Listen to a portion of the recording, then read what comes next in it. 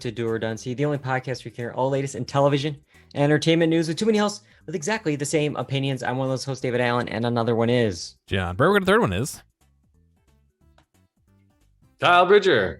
I totally forgot my blank to your blank to your blank. Oh, So I'm going to go with I am the Joe DiMaggio to John's John F. Kennedy to Dave's Marilyn Monroe. And we're all linked. we are. That's a choice. Yes, we will. Yeah. We will be talking about the Blonde trailer. That is one of the many things we're going to be doing tonight. We are going to be doing something that has a core trio. That it's in the poster. Nope. You could have done something with Nope. I know. That's our top story tonight. I got psyched out. I forgot to do this with the new setting. Blame it on that. All right. Okay. That's what we're going with. Yeah, we were off last week with the clip show. We're back here, new setting. It's a new month. We're getting the hang of it, but man, do we have a lot to get through tonight. As we mentioned, Blonde, Nope, and a lot of entertainment news to catch up on in this segment that I can't remember what it is. What is it, John? in and out points.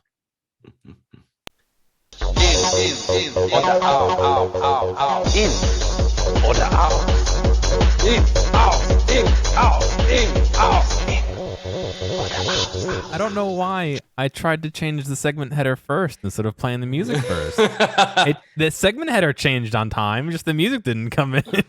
Here's what I'm learning. I'm learning that we can't take a vacation, I guess. We all screw up. All right, here we go. What's our show in 2 weeks? Hang on a second. Yeah. All right. Well, our first in and out point tonight deals with a streaming service. The National Football League has entered the streaming wars with its very own streaming service by launching NFL Plus today.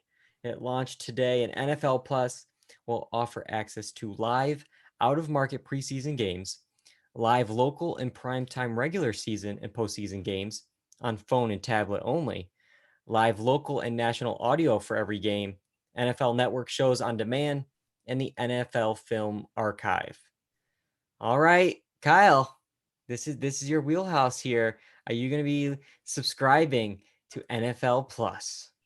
No, just because I'm not into the NFL like that crazy, but I am intrigued because the way you made it sound is like the Sunday ticket might be going away and then everything's on this. Is that what I'm hearing? Because they have some access to those games?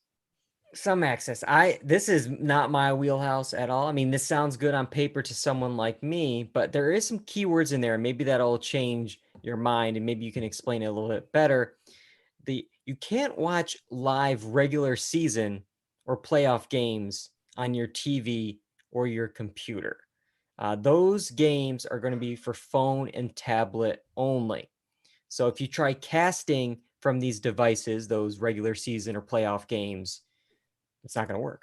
You must because they want those you to on regular old TV. Yeah, they want you to pay. Because they want you on the broadcast channels watching it Whatever, that way, CBS linearly, or, and getting those advertisers. They're just having the mop-up duty of getting everyone else that's, in a plane or on a train or the bus or whatever, They're just getting mop-up duty there. Exactly. So it sounds good, but I don't know if it's like you can't fully use this. It won't fully, those super fans that need the Sunday ticket. I don't know if like you could completely go with this if you want those regular primetime local postseason, the playoff games. Well, unless you want it on your phone. Which I would think these people want it on the big screen. Yeah, well, the only reason I asked is because I think Sunday Ticket is no more, and NFL was shopping those rights around to see who wanted it, and like Prime was in the running for that stuff. So I'm not. If this is they're basically just taking it on and streaming it themselves, I don't know. That seems like a good idea for that time of the season. But the NFL Network has a ton of content, and they have even old content of like the old NFL film stuff. So this doesn't surprise me. People are really into the NFL. They wouldn't have all that if people wouldn't buy into it. And, they're just a behemoth. Yeah, I'm not gonna pretend like I know NFL Plus, anything like that. Too. So yeah, I'm going all with you, John. Is there anything that you want to add with the NFL Plus? Are you an NFL fan? I'm not even sure. I'll watch if it's on, but I'm not seeking it out, you Yeah. know. But yeah, I don't know. It seems obviously they want the network TV. They're not going to be replacing that, and they're going to want to drive people towards that. I'm more wondering like what's going to be available on the mobile tablet because it sounded like it said local and other things. So like, am I not going to be able to see the Detroit play if they're playing a home game and I'm in New York? Like, are they going to be like geolocating you? Like, I don't know. I'm curious as to how far that will go and what consequences that'll have as far as the viewer experiences. But I also kind of think it's a little dumb to restrict you to tablets. Like I said, I understand they want the network channels to have it, but like, who It cares? You're getting your money, couldn't like you know, yeah, like couldn't it be something like the YouTube TV feed where it's like you'll see the same ads for the sure. most part. There's a couple ads that they have to swap out for some reason. They just show like the screensaver. Mhm. We'll be right back in a minute. Yeah, why not? Yeah, Why? I mean, the technology exists. You're still getting your money either way. I mean, it must be an issue with rights with the network yeah. stations, but even then, I mean, the money talks. Like, talk to the fucking networks, you know. Just Oh, talk to them. we've had too long of a time off. All right. Yeah. Well, that's gonna cost you, John. That's gonna go Yeah. into the swear jar. You're not gonna have Yeah. enough money to buy the service. It's $4.99 a month or but $39.99 for a year. That's not but bad, actually. that's not bad at all. But the other thing is like people can still access YouTube TV and those, Yeah. satellite services via mobile device as well. So they could be watching it that way, not even getting it through the service. But if the service is, it doesn't sound like that much. So that doesn't sound like it would be including the Sunday ticket or whatever. It's just so. And then they have NFL Premium. That is, let's see, it costs $10 a month or $80 for a year, so it's double. The premium version will offer everything in the standard version, as well as full and condensed game replays and all 22 coaches' films, whatever that is. So I yeah. wonder if they're going to go so far as to prevent you from like plugging an HDMI cable into your phone. You know, like it's not hard to get a USB-C to HDMI adapter. Like, wait, are they going to prevent that so you can't plug that into your TV? Like, I wonder how crazy they're going to get with all this and how restrictive it's going to be. And I don't know, a little bit weird. Yeah, well, we'll have to wait and see on that. We'll have to also see the ads and maybe how loud those ads are going to be. If you think the commercials on TV are getting loud, you're not alone. The FCC has received around 1,600 volume-related complaints just this year, a majority of which are actually related to streaming services. Between November 2020 and February 2021, the FCC actually saw complaints rise 140% compared to the same period a year ago. I got this kind of interesting like article about streaming service ads and the Calm Act. So there is a law on the books that are supposed to be helping this here. Yeah, because I remember this being a discussion like 10, 15 years ago. Yeah. If I remember. And I remember this whole thing happening and they actually, and it was for a while, it seemed like the commercials were much lower. And then you feel like you're getting gaslighted because they keep just like steadily rising. And you're like, what is happening here? Yeah. The Calm Act, which was passed in 2011. It includes like a 72-page tech document that gets way too specific on how things are supposed to sound. But pretty much it requires the average loudness of a commercial. It should be about as loud as the dial norm, which is the average dialogue level of a show. So that's what it should be. It should be that average there. But I don't think it is because I'm watching these shows. No. I need subtitles on half of these shows. Yes. The closed captioning's on because I can't read or I can't hear what they're doing because they're always whispering. There's a big plot point. I can't say it out loud. And then you go from that to summer sub days blaring in your ear. Quick check summers. But yeah, no, it's just so, oh my God. And like I instantly, half the time I go right to the remote and I just hit mute. I just can't do it. It's just so loud. Yeah. Because it's ear splitting, man. It's not just loud. It's just like in your head. It's like they want your brain Especially to absorb headphones. it immediately. Yeah. Oh Once you put headphones in the mix, it's can approach dangerous levels. You know? But here's the thing. It says average volume. What's to say I can't take something a little bit for a little while and then just a super huge, crazy like boom or bang at the end to really enforce the point. Then it's averaging out, yeah? Yeah, I guess it depends on how they consider average. I mean, there are certain weighted averages based on time, so it might be an average over 2 seconds, or you know what I mean? Like, it really depends on how you define average from a audio standpoint. But also, now that we're talking about ads, the one that always gets me, Mark's Pizzeria. You got to give us some pizza, man. Like I'm family. Always Mark's Pizzeria. Oh man, it was like 3 seconds, and boom. And that's all you need. We still remember all these years later. Yeah. So this act was passed, and actually, the FCC actually saw an annual decrease in complaints.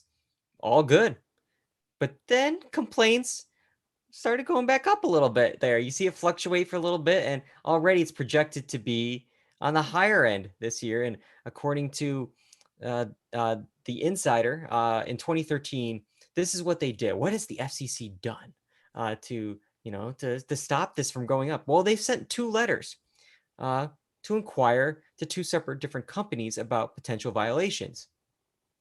And that's it. That is all the Insider found that the FCC has done. They have not enforced this in any way.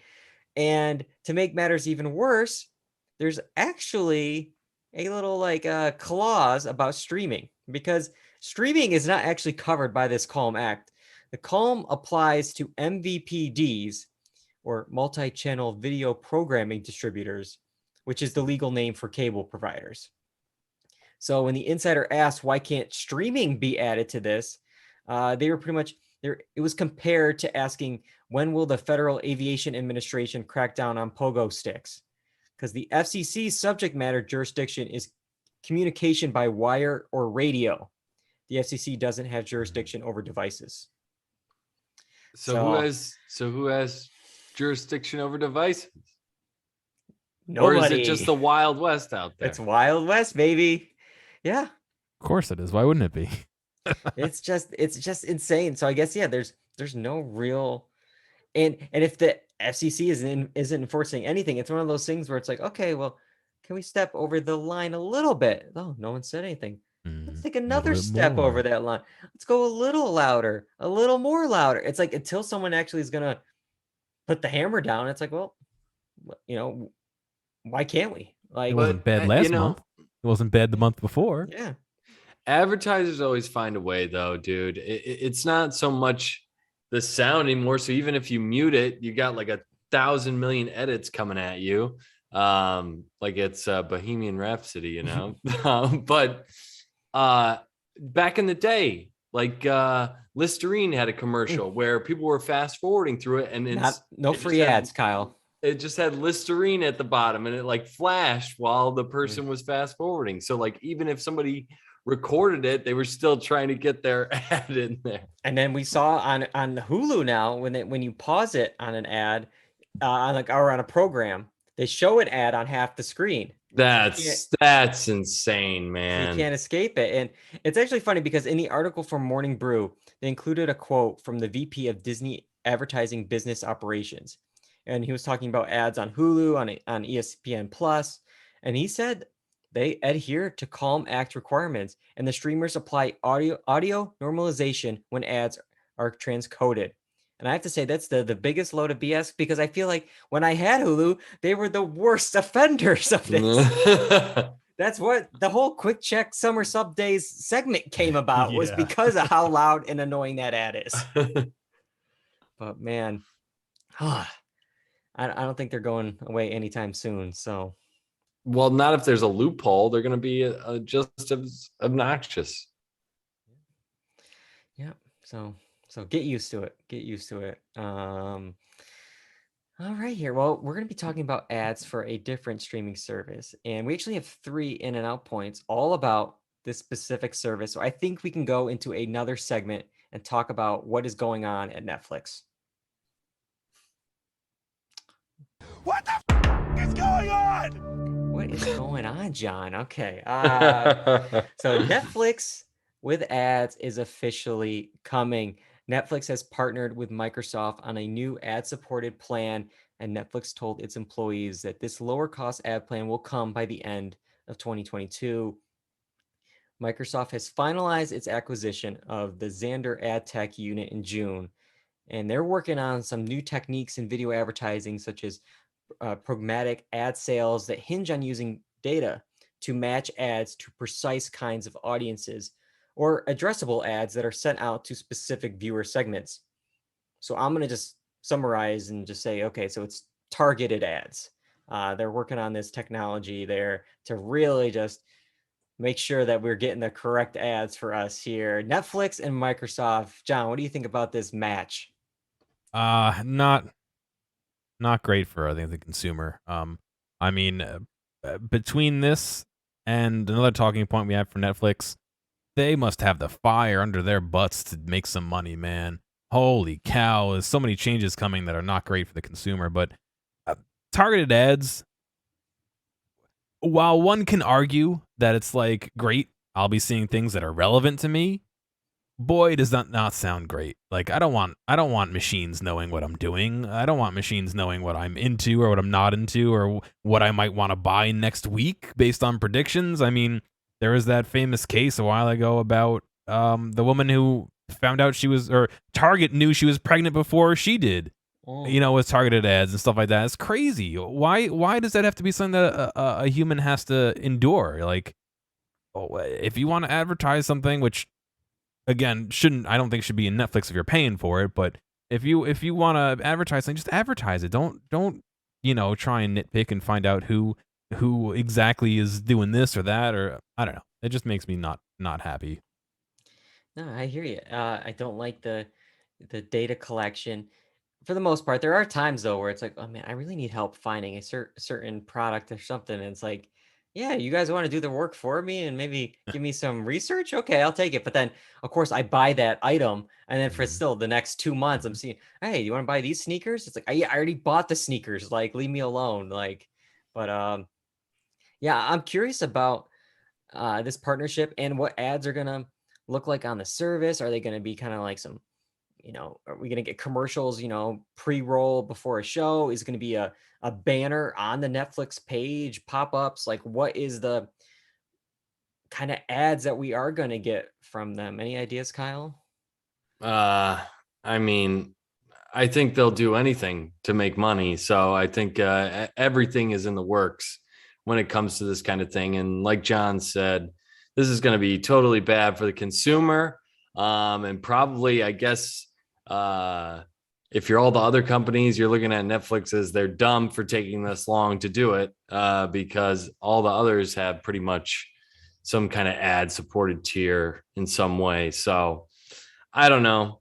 Maybe it'll help people out. They can get access to content that they want. But I mean, I don't think this helps Netflix in any way to reduce the cost and then have ads. It's just like, I don't know if that's going to make people come back. I don't think that's why a bunch of people left. You know what I mean? I don't know. Yeah. No. Yeah. And knowing Windows and their history of adding little ads in like the start bar and all that, it's not going to be great. I mean, you're probably going to be scrolling through a queue, and then you know how it used to autoplay like the first episode of things? It's just going to start auto-playing ads. I mean, like that doesn't sound Yep. appealing at all to be like flipping through channels, and then all of a sudden it's like, it starts blaring at you about buying a sandwich. Like, Yeah. come on. Really? No loophole, just coming at you, baby. Yeah. Full sports. Yeah, and there's a interesting wrinkle to this because sponsors are probably going to demand to know how many subscribers saw their commercials and what kind of consumers they are. And marketers are going to press Netflix to guarantee a certain level of viewing and impressions. And well, does that mean Netflix is finally going to have to disclose some ratings information to somebody? because it's like these sponsors and the advertisers are gonna want to know, like, oh, if I'm gonna buy an ad on this, is if it's a highly rated show, what's the price point for that? Versus, you're not going to get the same ad on Stranger Things than on some show that no one has heard of that premiered and already has been canceled within a week. Like, Mhm. they're going to have to know some numbers, I think. Yep. Yeah, for sure. But yeah, well, this is all in addition to that extra member fee we discussed in the past. It's being rolled out on accounts and being tested in Argentina and the El Salvador and some other countries there. We've already talked about, but they have another one that they're testing out: the extra home fee. In Honduras, we got some terms about this new possible fee that they're testing out. Beginning August 22nd, 2022, if your Netflix account is being used on a TV outside of your home, you'll need to pay an extra $2.99 per month for each extra home. You will only be charged when you or someone who uses your account chooses to add an extra home. This fee will not be automatically charged. However, there's no charge for the under 2 weeks thing, but if it has been more than 2 weeks, well, your TV will be blocked unless you add the extra home. So it's like, yeah, you gotta add the extra home if you want the money, So it's like, okay, Yeah. they got you, But So this fee, I gotta imagine messes with the entire profile thing, because most people that are on a different profile are usually in a different home or on a different IP address. So I don't. Yeah. This is just like another fee on top of that, right? I'm not. And how does this mesh with the existing extra people fee that they were piloting? Is it going to be in instead of or in addition to, like, are you going to be It double sounds like dinged for having? additionally. Yeah, I think you're going to have additionally. another family member in a different household, and now you got to pay $12. You might as well just buy a new subscription, like. Or That's crazy. you're all going to be using the same profile, I assume, or something. I don't know. I don't know how this works. Yeah. When I first heard this, I was like, okay, this is gonna like get people who are like, whatever. When I went somewhere on like vacation for the weekend or something, it's like, oh, you got to pay if you want to use it in different thing, which is absolutely absurd. This sounds like, yeah, if it's just based on your IP or your Wi-Fi address, where it's like, okay, it's been more than 2 weeks, and like, oh, maybe you have a summer home, or maybe you have an extended summer vacation somewhere. It's like, yeah, you got to pay for this. Like, even if it's your profile, like, Maybe even you if have it's bad you going reception. somewhere else. Maybe if you have bad reception and use your cell phone in like the treehouse or on your patio. Like, there's so many reasons why you could have multiple IPs. Maybe one computer you have on one line because it's a work computer, and one computer you have on a different line, or one you have a VPN for. Like, there's so many different reasons why you would have computers appearing in different spaces, especially in 2022 when everyone's like working from home and doing all these crazy things on the road everywhere. Like, how are you ever going to police this, A? And B, how is anyone ever going to say, oh, that seems fair? Like, I don't know. Yeah, there's a lot. There's a lot going on with this. They are trying anything, as we've talked about the stock when it really took a hit earlier this year and they lost so many subscribers. They are trying anything and everything to get, the stocks to go back up and have the shareholders to have confidence in the company.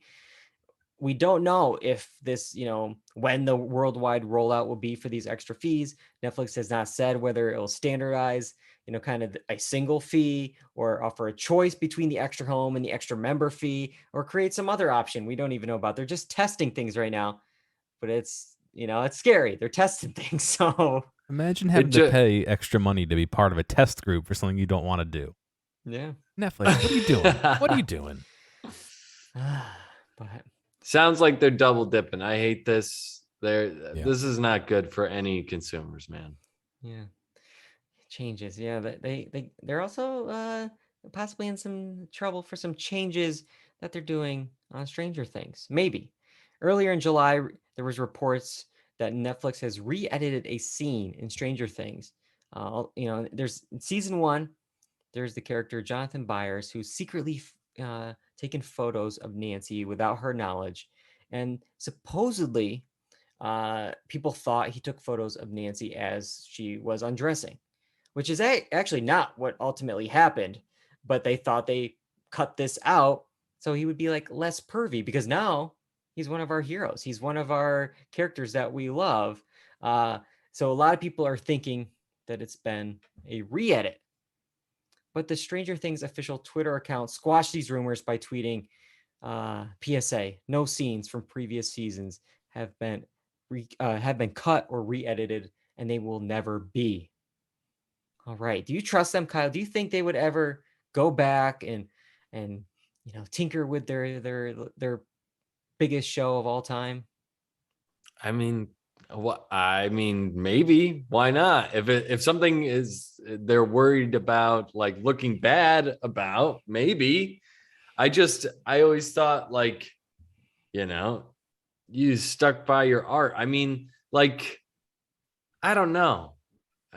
I don't know. It just seems like a silly thing because, yeah, now he's a hero, but we all have flaws. Like, he did something stupid. Like, what, like, you know what I mean? But It seems very trivial.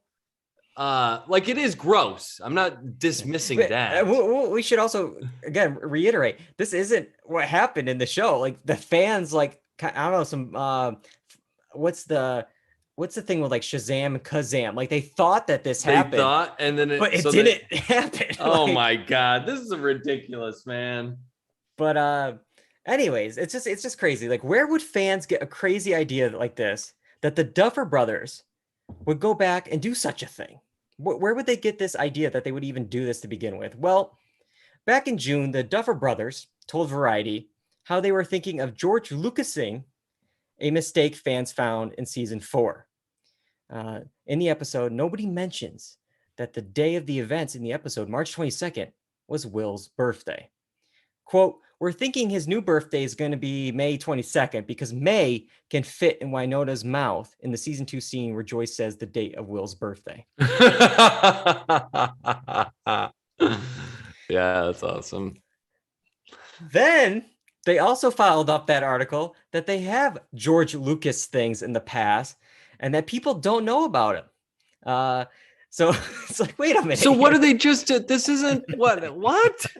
So they have been tinkering in the past on things, even though that Twitter account denies they will never change anything. These texts are sacred. We cannot change anything.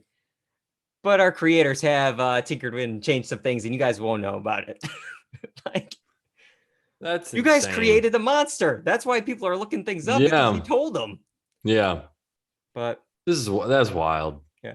I have heard this one thing, and this article does confirm it, that the lead editor on season 4 did confirm that video effects shots were still being updated for a few weeks after the release date. So like 3 or 4 weeks after we saw it on television, they went back and have like updated visual effects, because I guess during when that premiered, they might have not been fully ready yet. So they have gone back and fixed video edits, and possibly they might, as he said, might be ADRing different other details to fix plot holes, but they are tinkering. They said they wouldn't, but they are. That's crazy, man. I don't know. I thought you were supposed to have like a date in mind when everything was finished, like what? Is it not in the can anymore? What the hell happened? No, it's just, and you think like, obviously these things are gonna be played over and over again, months later, but it's like, yeah, what do you want it to be the best maybe in that first week when everybody is watching it? Or maybe it's just free publicity. They can keep going back, and there's the new Easter egg that the Duffer Brothers created with this new edit. Yeah. I want the Duffer 38 cut. Give me the 38th version. I love how like George Lucasing has become like a term. Yeah, we're gonna George Lucas it. Yeah. But all right, one last in and out point Netflix story to talk about tonight. Back in January, Netflix praised a songwriting duo with their free online homage to Bridgerton. But Abigail Barlow and Emily Bear may have gone a bit too far. They staged a live concert of their musical, quote, the unofficial Bridgerton musical album live in concert. It was at the Kennedy Center in Washington, D.C. Tickets sold out, with some going for up to $149 each. And naturally, with money being involved, Netflix has sued. John, what do you think of this story here? I got some details about the lawsuit, but I mean, on the surface level, I think it makes sense. If they own the rights to it, how can you charge admission for a version? You know what I mean? Like, I don't know. It's the same thing with like in high school when you're doing shows. You have to buy rights to put on the show. Yeah. Like, I mean, again, on the surface level, just from what you've told me so far, I don't think it's great that a corporation's like doing that, but that's the way copyright works. And as far as I know, they're within their rights. But they threw the unofficial word in there. They said unofficial. Does that not count? If I do an unofficial version of this podcast, well, I'm on the podcast. Maybe that would. So I guess it is. You're part owner. Let's see the legal term here, or the legal description. Quote: defendants Abigail Barlow and Emily Bear and their companies Barlow and Bear have taken valuable intellectual property from the Netflix original series Bridgerton to build an international brand for themselves. Bridgerton reflects the creative work and hard-earned success of hundreds of artists and Netflix employees. Netflix owns the exclusive right to create Bridgerton songs, musicals, or any other derivative works based on Bridgerton. Barlow and Bear cannot take that right, made valuable by others' hard work, for themselves without permission. Yet that is exactly what they have done. Kyle, does Netflix have a lawsuit here? I mean, I think so. I just know that they take this this theater law very, very serious. And I know like even high school productions having to put on plays have to go through some kind of process. So I think they do want to keep their intellectual property. And if you don't fight it, then that's also a thing of like you're giving up your copyright. And these people obviously made some money according to Netflix, right? Made a bunch of money from their copyright without, I guess, you know, but by taking scenes from the show. I don't know. I guess so. I think they have a very good case, possibly. Yeah. And that was before I read in the Deadline article that the live show does feature more than a dozen songs that allegedly copies verbatim dialogue, character traits, and expressions, and other elements from the series. Well, how stupid do they have to be? Here's the kicker with all this. When I first saw this headline, I'm like, oh, Netflix is picking on some poor off Broadway show or some mom and pop thing here, this fan made. Then I saw that this duo had plans for a tour, including a stop in London, a line of merchandise, and they just won a Grammy. Wow. They won a Grammy for this Bridgerton thing. Best musical theater album, the unofficial Bridgerton musical won. So this isn't just like, this mom and pop, little thing on the side that they're doing, maybe just for fun. This is like a giant money-making business. I mean, I bet they settle and they prop it up even more and it becomes legit and they just have to pay a bunch of fees to them from now on. Yeah. I wouldn't be surprised by that. Yeah. It's just because I remember, what was it? Darren Criss. I mean, I remember he made it big with that Harry Potter musical that he like created, but I don't believe he like made any money off of it. Like it was kind of like just posted online. It was done for the college. Maybe it was like free tickets or whatever. And then obviously he got success to do other projects off of that. But like, I don't know. Maybe there was merchandise involved. Maybe I could be wrong. But like, yeah, you got to be very careful when you kind of, you can't just throw in unofficial. That's what we learned tonight. You just can't write that. You call it good. Oh, it's parody. Nope. Allegedly. The alleged unofficial Bridgerton. Just change the name of it. Like it's not Bridgerton. It's and he's change it up a little bit. But all right, that's enough. That's enough news stories this week. We had to catch up from what we missed in the past couple of weeks, but we have this trailer that just dropped. So let's discuss it in a segment called Coming Attractions. Here are some exciting coming attractions. Okay, Blonde. It's going to drop on Netflix on September 28th. After a traumatic childhood, Norma Jean Mortensen became a famous actress under the name Marilyn Monroe in the 1950s. Her on-screen appearances are in stark contrast to the love issues, exploitation, abuse of power, and drug addiction she faced in her private life. As the trailer says, Marilyn Monroe only exists on the screen. Kyle, thoughts on Blonde, the trailer? Yeah, it was tense. I mean, it had all the elements of a trailer that you would come to expect with a movie like this. So it's definitely intriguing. I got to be honest, I don't know much about Marilyn Monroe, and except for the fact that everyone wanted her, or like that's written in every damn thing that was ever written, is like everyone wanted Marilyn Monroe. So I'll be interested to see. Granted, who knows? These producers can put whatever in movies, so it'll be an intriguing story. We'll get to that. We'll get to that in a second. The only other thing is, I'm thinking like Anna de Armas, isn't she like thinner framed than how like people portray or like say Marilyn Monroe was?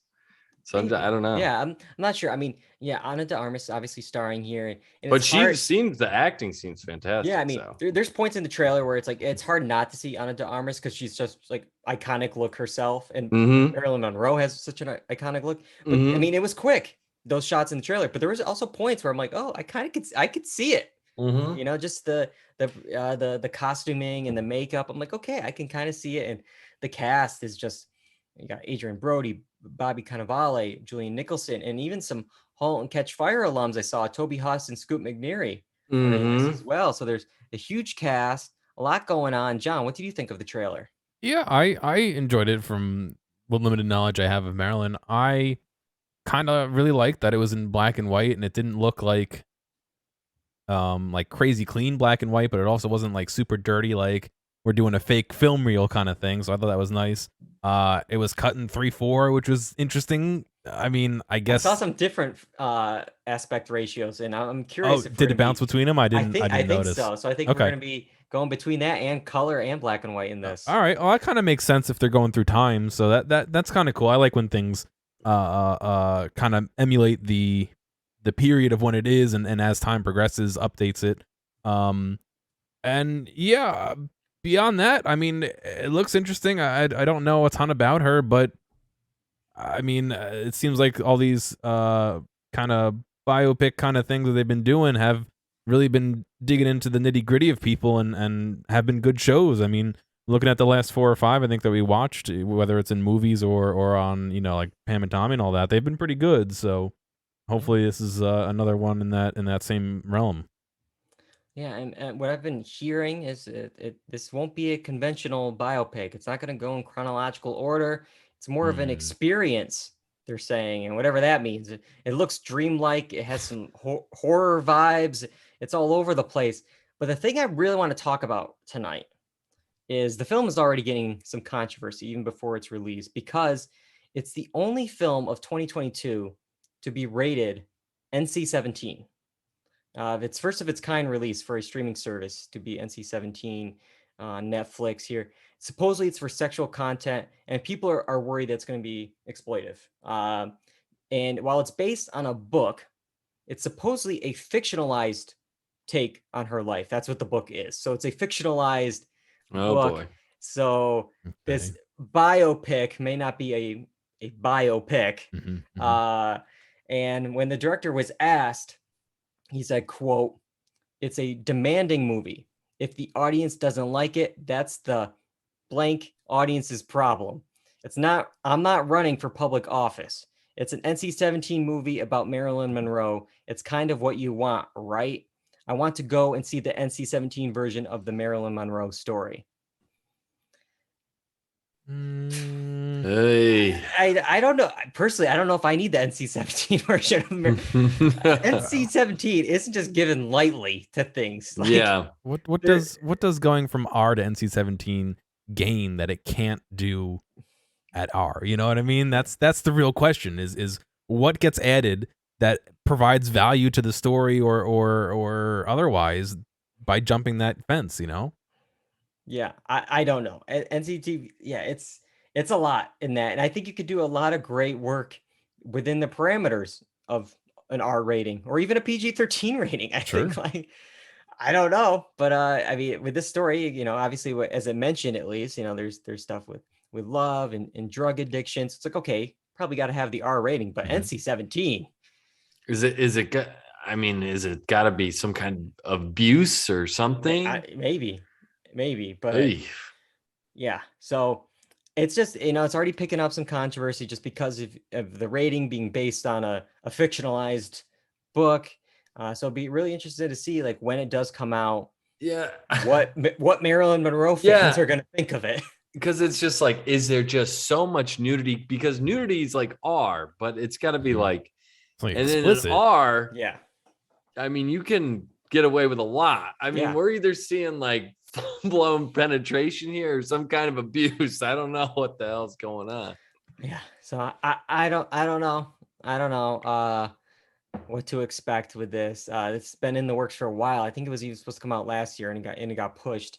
I think there's been a lot of back and forth within Netflix and the director of like, hey, can we like do a different cut of this here? Not And the NC-17, yeah. The thing is like NC-17 on a like. Well, because it's it was rated, I think, by the MPA because Netflix does that thing where it does go to theaters for a few weeks to qualify for awards. You do like that 2-week preview with with a streaming, you could probably get away with it if you didn't have to go to the theater. But I mean,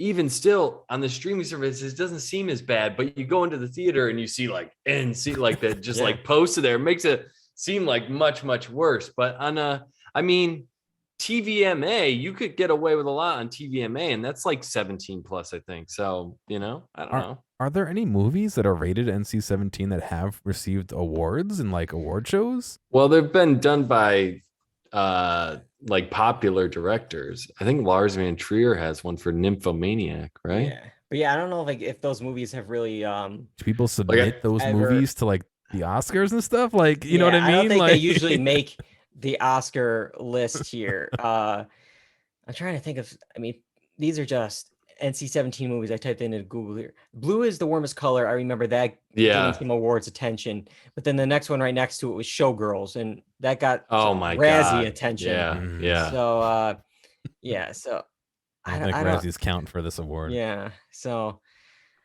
I don't think there's a lot of NC-17 movies at the Oscars. I'll see if there's anything that come up with maybe that. I gotta say, if they didn't put it in theaters, they wouldn't have the rating and they wouldn't have the controversy. You know what I mean? Or do they want the controversy to get the word out that, hey, we got this big thing coming, like. I believe the only thing that was close was Midnight Cowboy back in the 60s, won Best Picture, Director, and Screenplay. But it was rated X. That was before the NC-17 change. So that's the only one like I'm seeing here as an awards example. But all right, well, that is Blonde coming out in September on Netflix. We have another movie to talk about. This one we have all seen in theaters, and that is Nope. In order to talk about it, we have to go back, so guys, send us back. Back in time. We're back, baby. Gotta get back in time. All right, Nope. It's Jordan Peele's third directorial feature, and it stars Daniel Kaluuya, Keke Palmer, and Stephen Yeun as residents of a gulch in inland California that bear witness to a very chilling discovery. Spoiler alert, we're going to be talking about Nope. We're going to break it all down as much as we can if we could figure out what happened. We got a lot to say. I saw it with Kyle, so I already have his thoughts on it. I want to hear John first. What did you think of Nope? It had some very beautiful shots, great cinematography. Yes, like most people, I got some of the themes. I think I got some of the more overarching themes, but yeah, what is it about? Is it about aliens? Well, sort of. Is it about like animals being used in film? Well, sort of. Is it about like what things do when you observe them? Sort of. Is it about people like not learning from their mistakes? Well, sort of, but what is it about? Like, D, all the above. yeah, it's kind of feels like it was trying to grab a little bit and piece from several different themes and kind of make it into a new conglomerate. And I don't know if it did that. I mean, I enjoyed watching it.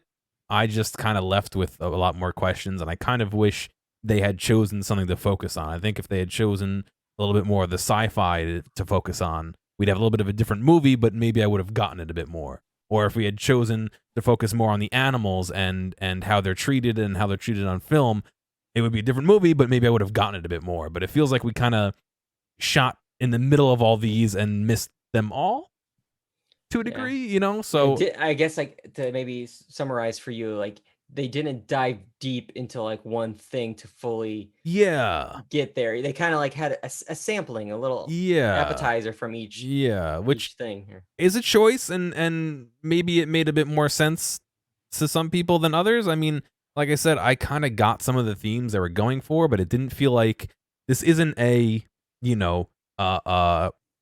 animal abuse or animal on film story. It's not an alien story. It's a what story, like, so I don't know. Again, I enjoyed it, but I kind of didn't. Aliens? Nope. Is it about animals? No. Nope. Kyle, what did you think of it, and what is it about for you?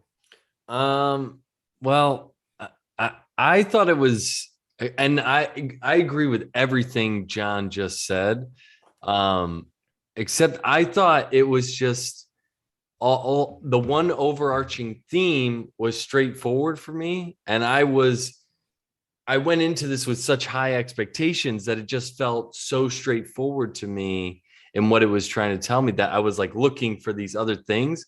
And I know that's a theme in the movie itself, like that we suck everything up and then we just commenting on us watching it. Yeah. So I understand all that. But I will say it's probably my own fault because my expectations or what I expected was so high that I was kind of let down, even though great shots in it. It was tense, the edge of your seat a lot of the time. And it did have these great themes. Wait, I just didn't love it. And I like it, but just I didn't love it. What was the theme for you? I don't know if I caught it. It's like that we just consume so much like media or even digital media. We just chew it up, whether it's good or bad. We just need to suck it all up, and then we're gonna just spit it back out and it's gonna rain down onto a house of. I can see that. And then I think what he was trying to say with like the monkey thing, the story and all that was that minorities have been the primary examples of just this happening. Like it generally happens to them first before it'll happen to everyone else, if that makes sense.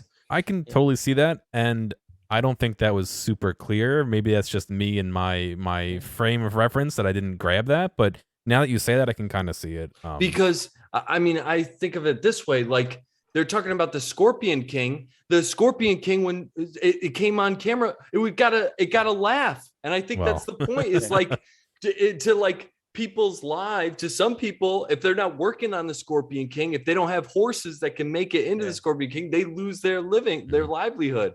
But it's a joke to us. You know what I mean? Yeah. Yeah, so I agree with a lot of what you guys are saying, and I will say just up front, I like the film. It's a good film, but I also had the high expectations that Kyle, said, and I feel like I've seen people across the internet interpret this film many different ways, including that this is like Jordan Peele's own personal story and journey with the art of spectacle. And it's like, we are the spectators looking to be blown away again and again. It's like, give us another one, Jordan. Like, here we go. Do it again. Do it again. And so I almost understand that this is like what I'm about to say is like my own like ironic issue with everything. Like maybe I'm at fault here for overthinking this and overthinking his films. But like, I have the hardest time, at least at the beginning of this film, fully getting into it, because as the movie starts, I'm ready to dissect and overanalyze every frame and line, because I think that this is going to pay off later on in the film. Like, does the time period matter? Why is the shoe standing up? Is that going to connect at the end? Like, so and it's like, it's hard for a certain point. Like, I just got to turn the brain off, like, but also keep it on because there's such important themes that they're being discussed. You know what I mean? It's so hard. So he made the movie simple so that it didn't have that, or so complex that you couldn't find it, or do we not know? Or I don't know, man. But people on the internet are constantly, over analyzing or under analyzing, and the title is like, is the title actually Nope, or is it not of planet Earth, or is it like, oh, what's a bad miracle? Is that a bad miracle? Nope, like that was a line in the movie, like, so it's like, what does that even mean? And I saw this one thing. I think it was like an interview with Jordan Peele, and they were talking about stuff like in Get Out, and even sometimes audience just go too far down these rabbit holes. And like there was the whole thing of Allison Williams' character in Get Out, like when she's eating the Fruit Loops and they're separated, the colored Fruit Loops and the white milk are separated, and that means, and then Jordan's just like, no, I just thought it was weird, like that's why I did it. Like that was just a weird thing.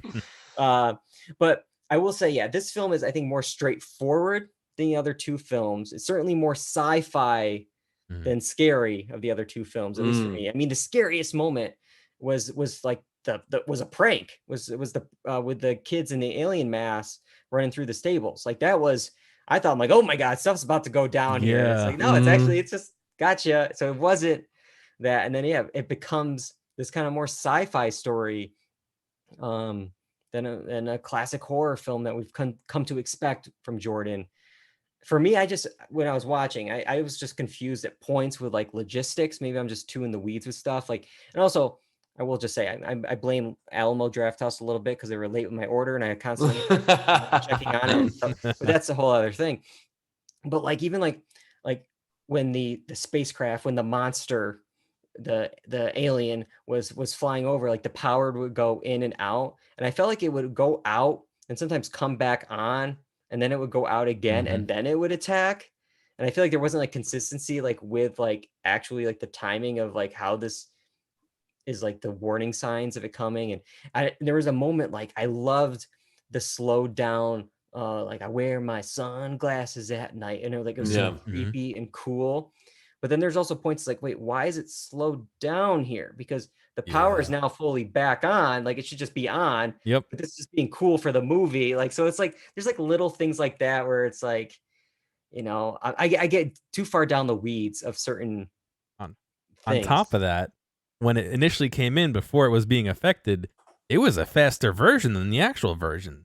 Like I noticed that right away. It started like faster, so they had more room to slow. And it's like, whoa, that's, from knowing that song, it felt kind of weird. But I think my other biggest issue, I'm kind of jumping back a little bit, is I think it was cut a little longer than it needed to be. I really liked the shots of the sky. Longest film, I believe, of the three. Yeah, I liked a lot of the shots of the sky, but it also added a lot of time to the movie, and I think there's a lot of stuff where it could have lost a second or two and maybe been a bit more concise. I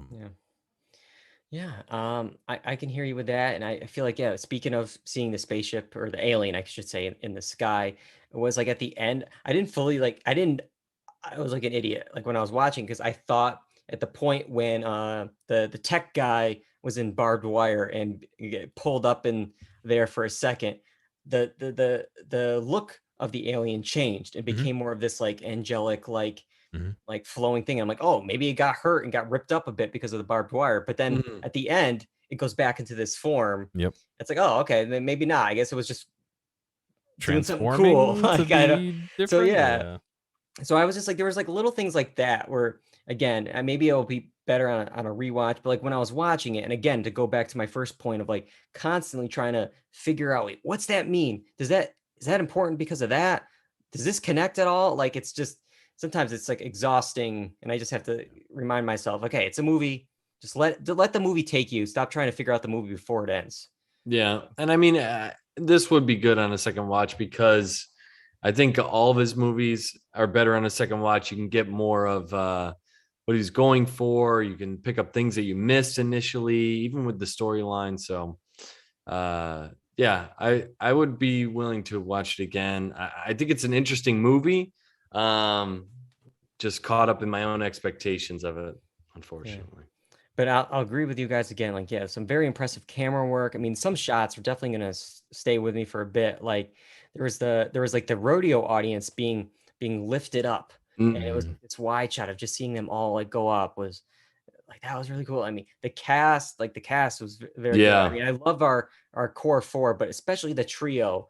You got like the low key like Daniel Kaluuya performance Hmm. versus the high energy Kiki Palmer performance, like the sibling relationship between the two that really played off well against each other. It's crazy with that when you remember he's British too, and he's doing like this like deep Southern almost style accent.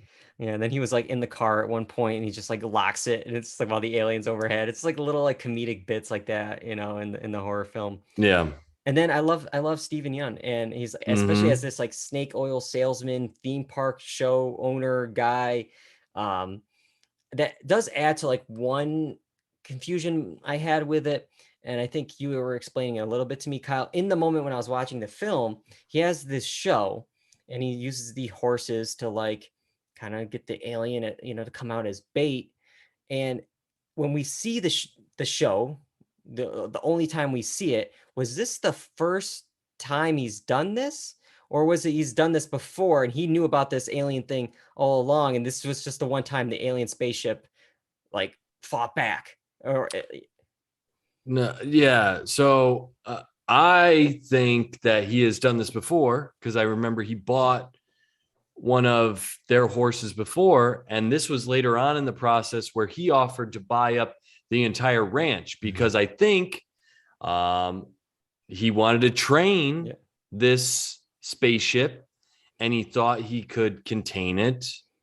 And this goes back to, I think, one of the themes of, with minorities, you think that you can tame this industry, but it will suck you dry and you're never going to tame it. It will take you whole before you'll tame it, kind of thing. And I think that it relates goes back to that. the on the sitcom with the monkey co-star of like he was the lone survivor. He thought he could, you know, train and tame any beast. But yeah, I was just like confused in the moment because like just like the way the like look on his face is like, oh, it came early, and like and then it really obviously caused a lot of chaos. I'm like, so were the other times like when he did this horse trick, oh, yeah, it worked out fine. Like, it did its thing.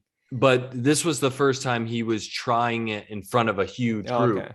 That was the difference because he invited Daniel. Yeah, I think I was just confused. Character. I might have missed a line or something in there. He invited Daniel Kaluuya's character out to the family night. We're gonna have an awesome gathering, and so I think he'd done it alone on his own. Now the ship sees 60 other people and is going, what the heck? And they're all looking up at it. And remember, you're not supposed to make eye contact.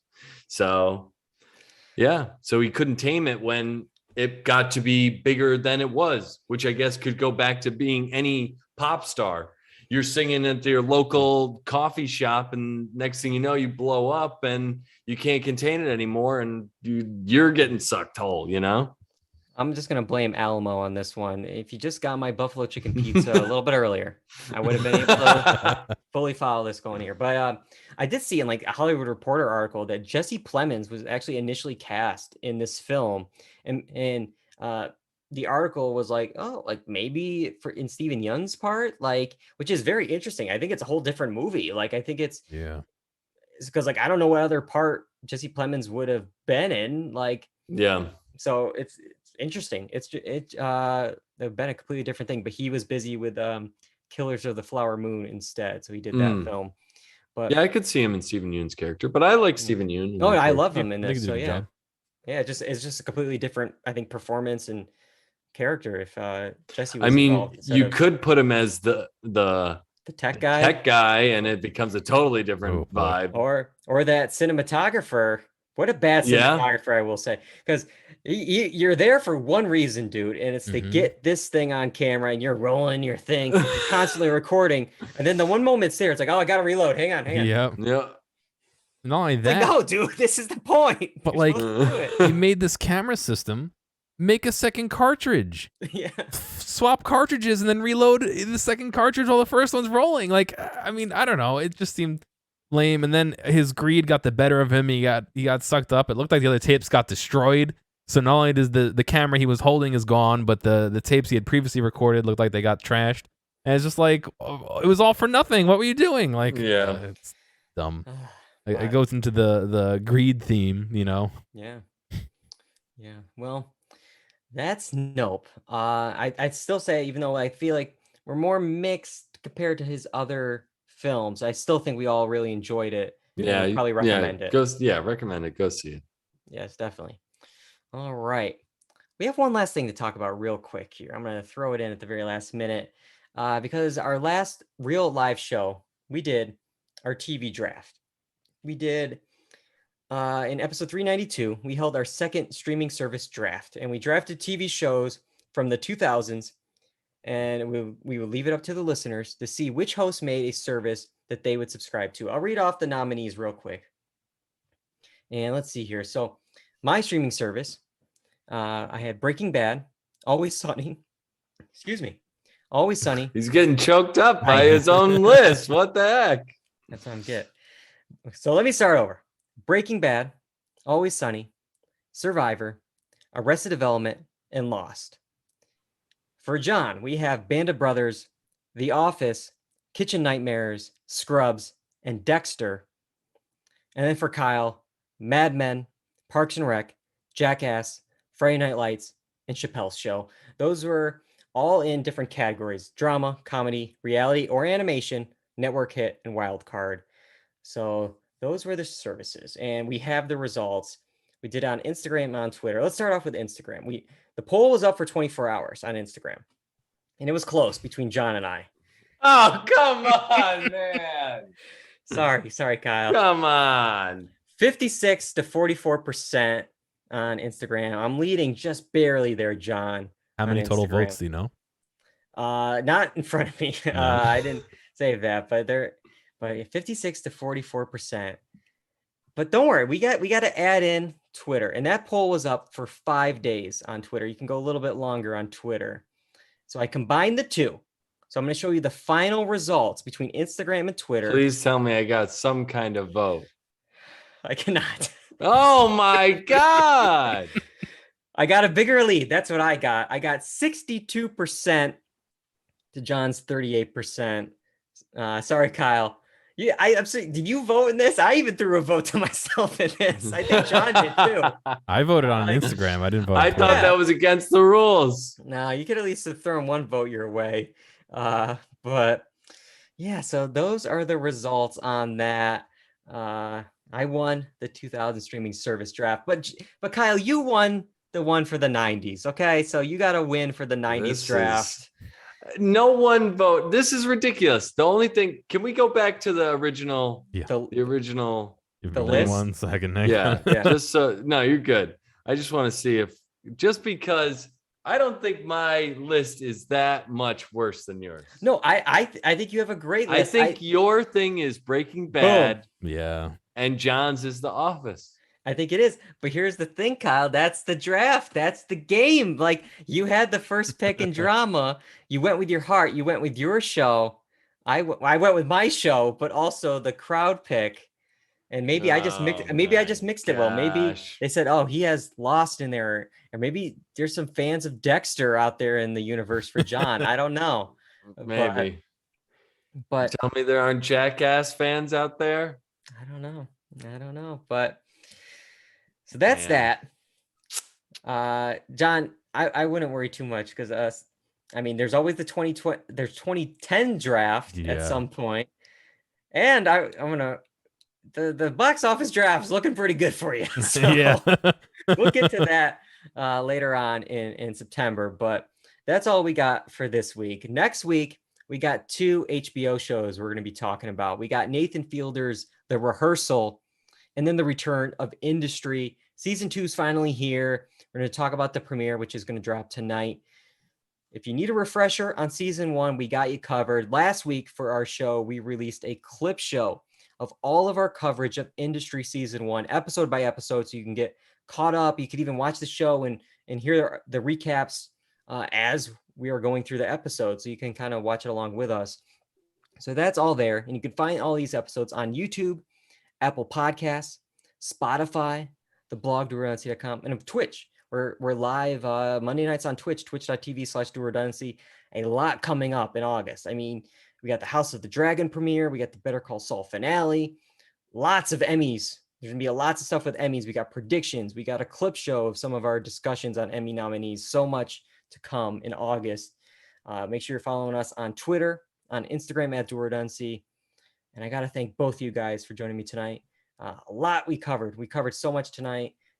Kyle, always with the hot takes. John, for directing the show, putting up on Twitch, on YouTube, Apple Podcasts, everywhere. Couldn't do it without you guys. Yeah, man. All right. Until next time, I'm David Allen. I'm John Berwick. And I'm Kyle Bridger. And that's all we got for Dual Redundancy. Goodbye, everybody.